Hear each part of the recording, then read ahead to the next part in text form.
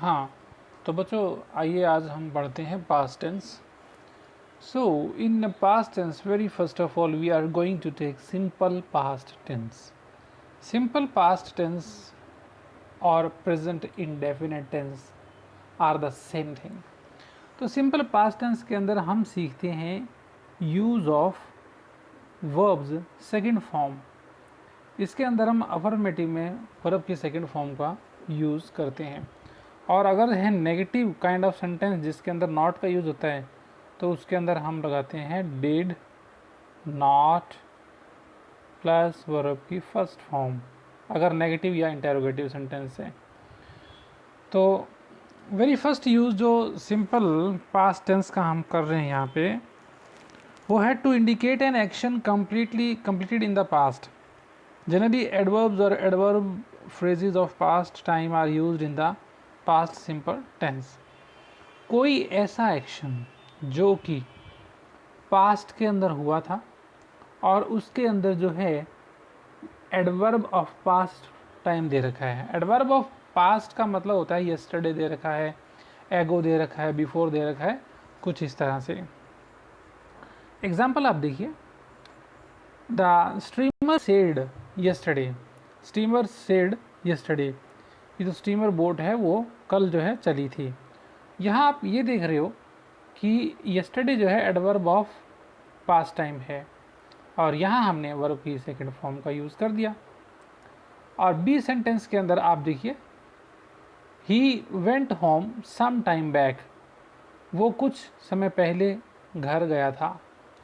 तो यहाँ आप इधर देख रहे हो some time back adverb of time और ये है हमारी वर्ब की सेकंड फॉर्म। और अब हम कर रहे हैं second rule, to express imaginary present situation और imaginary future events that may not happen. इसका मतलब ये होता है कि कोई ऐसा काल्पनिक बात का हम जो है अपने दिमाग के अंदर व्यू लेते हैं कि मान लो वो अभी प्रेजेंट सिचुएशन में काम हो रहा है कहीं पर, या वो फ्यूचर के अंदर ऐसा होगा। लेकिन एक बात ध्यान रखने वाली है, ये इमेजिनरी सेंटेंस होता है, इसमें हम सिर्फ कल्पना करते हैं। तो ऐसे में हम एग्जांपल देखिए, if I had longer holidays I would be very happy. अगर मेरी छुट्टियां ज़्यादा बड़ी होती तो मैं बहुत खुश होता। यहाँ देख रहे हैं विल की सेकंड फॉर्म वुड का यूज़ हुआ है, तो ये पास्ट टेंस है। If I got rich I would travel all over the world. अगर मैं अमीर होता तो मैं पूरी दुनिया में घूमता। तो यहाँ वर्ब की सेकंड फॉर्म का यूज़ आप देख रहे हैं, पास्ट इंडेफिनिट टेंस का यूज़ देख रहे हैं। तो ये एक जो है इमेजिनरी सेंटेंस है जो असल में हो नहीं रहा, बल्कि एक कंडीशन के रूप में बनाया गया है। अब है हमारा rule number 3, when this tense is used without an adverb of time then time may be either implied or indicated by the context. कि मान लीजिए कोई एडवर्ब ऑफ टाइम नहीं दे रखा और जो कोई भी सेंटेंस है, एक्शन है, वो पास्ट का है, तो जो भी टाइम होता है वो इम्प्लाइड है या इंडिकेटेड बाय द कंटेक्स्ट है। इम्प्लाइड का मतलब कि अंडरस्टूड है, और इंडिकेटेड बाय द कंटेक्स्ट का मतलब होता है कि उसी कंटेक्स्ट के अंदर जो है किसी ना किसी तरह से कोई इंडिकेशन दिया गया है, ये बात है। अब एग्जांपल देखिए आप, I did not sleep well, मैं अच्छी तरह से सो नहीं पाया था। अब ये अंडरस्टूड है कि पिछली रात की बात की गई है, तो यहाँ स्पेशली इन्होंने कुछ नहीं लिखा, ये बात अंडरस्टूड है। और इसी तरह से आगे आप देख रहे हैं हमारा फोर्थ रूल आ रहा है, for past habits used to is added to the verb. Used to का यूज़ करके जो है पास्ट हैबिट्स को जो है हम इसके अंदर इंडिकेट कर सकते हैं। एग्जाम्पल आप देखिए, she used to carry an umbrella, वो एक अम्ब्रेला लेकर के जाया करती थी। तो यहाँ पर हम ये पास्ट हैबिट शो कर रहे हैं। और अब हम आगे बढ़ते हैं हमारा uses of past continuous tense. Past continuous tenses के अंदर जो है बहुत ही सिंपल सी बात है कि आपको जिस हेल्पिंग वर्ब का यूज़ करना है वो है वॉज और वर्ब में से कोई एक प्लस वर्ब की फर्स्ट फॉर्म प्लस आईएनजी, ये हमारे हेल्पिंग वर्ब है जो यूज़ होंगे। फर्स्ट रूल देखिए आप, बहुत ही इजी, बहुत ही simple, to denote an action going on at some time in the past. इसका मतलब पास्ट में कोई एक्शन जो है जो चल रहा हो, गोइंग ऑन मतलब चल रहा हो। The time of the action may और मे नॉट बी इंडिकेटेड। अब वो टाइम जो है दिया भी गया हो सकता है और नहीं भी दिया गया हो सकता है, पर मेन बात है एक्शन जो है चलता हुआ होना चाहिए पास्ट के अंदर। तो एग्जाम्पल आप देख रहे हैं कि इट वॉज गेटिंग डार्कर, अंधेरा हुआ जा रहा था। Number 2, we were listening to the radio all evening. कल शाम जो है पूरी शाम भर हम जो है रेडियो सुन रहे थे। और इधर हमने देखा वॉज गेटिंग और यहाँ वर listening, was were plus verb की फर्स्ट फॉर्म प्लस आईएनजी का यूज़ हो रहा है। अब हम आगे देख रहे हैं रूल नंबर जो है हमारा आ रहा है सेकंड रूल के अंदर क्या देख रहे हैं कि when a new action happened in the middle of a longer action, in this case past simple और past continuous are used together. Past simple is used for the new action.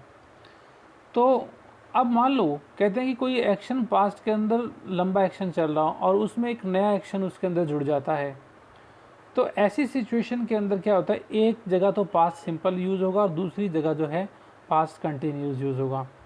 यानी कि एक तरफ आप लगाएंगे वर्ब की second form और दूसरी तरफ आप लगाएंगे वॉज वर्ब प्लस वर्ब की first form plus ING.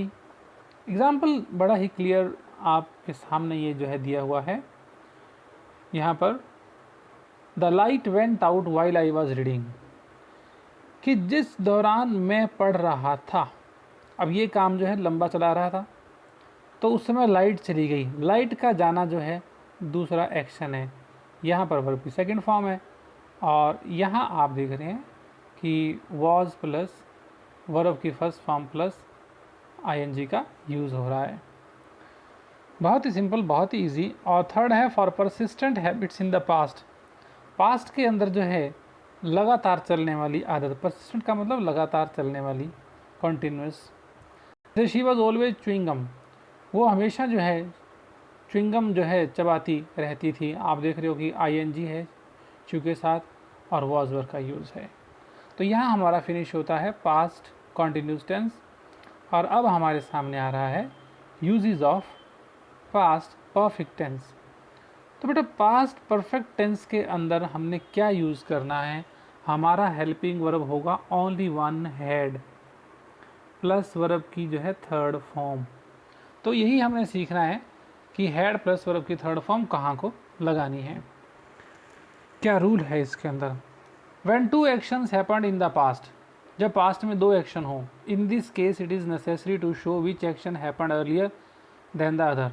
Here past perfect is used for the action which happened earlier.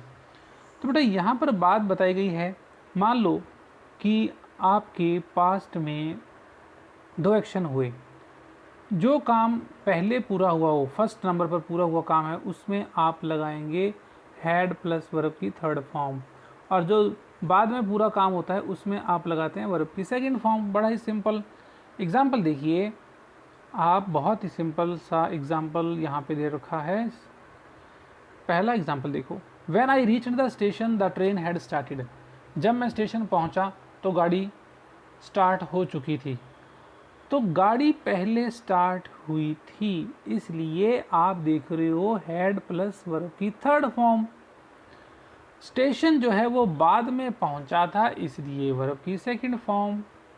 जो काम पहले पूरा हो जाए हैड प्लस वर्ब की थर्ड फॉर्म, जो काम दूसरे नंबर पर पूरा हो उसमें वर्ब की सेकंड फॉर्म। Very simple. अब आगे जो है आप देखेंगे जो टेंस हमारे पास आ रहा है वो है पास्ट परफेक्ट कंटिन्यूस टेंस। बहुत ही आसान टेंस।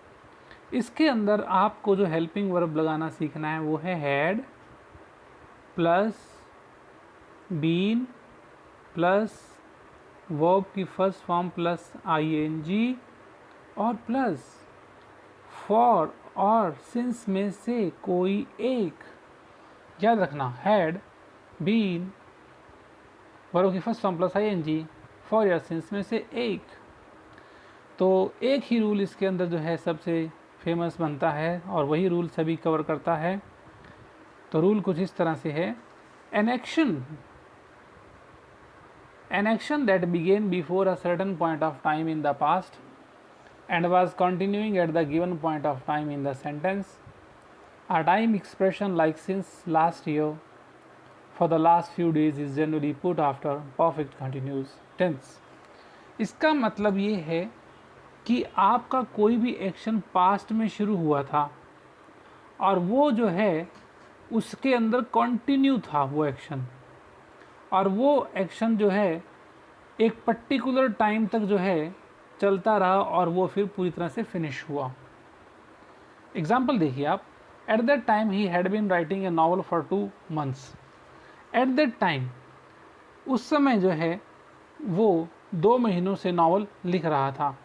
2 महीने पहले जो है एक्शन शुरू हुआ और 2 महीने के दौरान भी जो है वो एक्शन चलता रहा.